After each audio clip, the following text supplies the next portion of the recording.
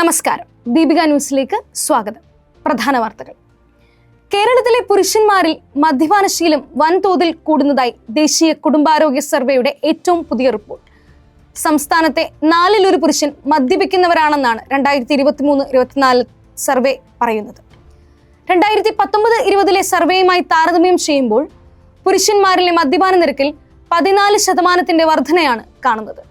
പുതിയ റിപ്പോർട്ട് പ്രകാരം കേരളത്തിൽ 15 വയസ്സിന് മുകളിലുള്ള പുരുഷന്മാരിൽ 22.7% പേർ മദ്യം കഴിക്കുന്നവരാണ്. മുൻപ് ഇത് 19.9% ദേശീയ ശരാശരിയായ 18.9%-ത്തേക്കാൾ മുകളിലാണ് കേരളത്തിലെ നിരക്ക്.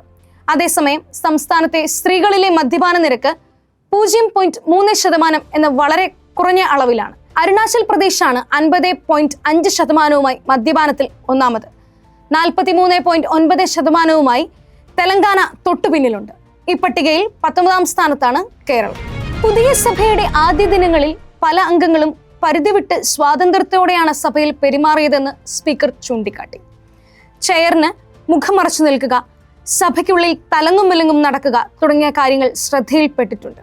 അത് ഒഴിവാക്കണം.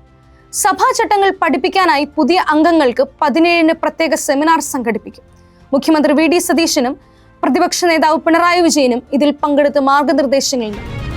പശ്ചിമ ബംഗാളിൽ മുഖ്യമന്ത്രി മമതാ ബാനർജിയുടെ തൃണമൂൽ കോൺഗ്രസിനെ പിടിച്ചുലച്ച് വൻ ആഭ്യന്തര കലഹം. പാർട്ടിയിൽ നിന്ന് പുറത്താക്കപ്പെട്ട ഋതുപ്രത ബാനർജി തനിക്ക് 59 MLA-മാരുടെ പിന്തുണയുണ്ടെന്ന അവകാശവാദവുമായി രംഗത്തെത്തി. താൻ ഉൾപ്പെടെ 60 MLA-മാർ വിമതപക്ഷത്തുണ്ടെന്നാണ് ഋതുഭദ്രയുടെ അവകാശവാദം. 59 MLA-മാർ ഒപ്പിട്ട കത്ത് തന്റെ കൈവശമുണ്ടെന്നും ഋതുപ്രത അവകാശപ്പെട്ടു. പാർട്ടി വിരുദ്ധ പ്രവർത്തനങ്ങളുടെ പേരിൽ സന്ദീപൻ സാഹ, ഋതുപ്രത ബാനർജി എന്നീ 2 MLA-മാരെ തൃണമൂൽ കോൺഗ്രസിന് അടിയന്തരമായി പുറത്താക്കിയതിന് തൊട്ടു പിന്നാലെയാണ് ഈ നീക്കങ്ങൾ.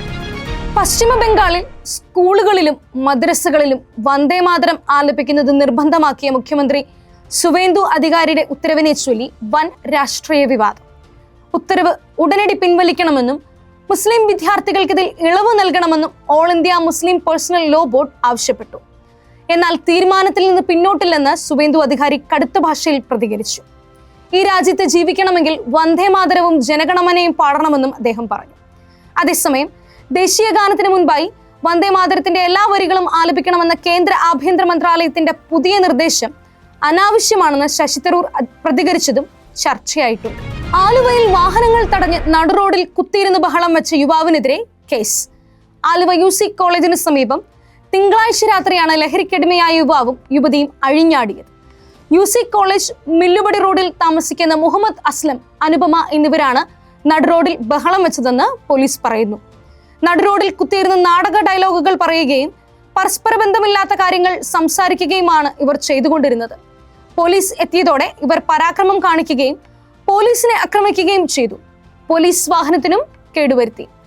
ഏറെ നേരത്തെ ശ്രമത്തിനൊടുവിലാണ് യുവാവിനെ കീഴ്പ്പെടുത്തിക്കൊണ്ടു പോകാൻ പോലീസിന് കഴിഞ്ഞത്. കുംഭമേള വൈറൽ താരത്തിന്റെ വിവാഹവുമായി ബന്ധപ്പെട്ട് പോക്സോ കേസിൽ ഭർത്താവ് ഫർമാൻ ഖാന്റെ അറസ്റ്റ് ഹൈക്കോടതി തടഞ്ഞു. 1 മാസത്തേക്ക് അറസ്റ്റ് പാടില്ലെന്നാണ് നിർദ്ദേശം.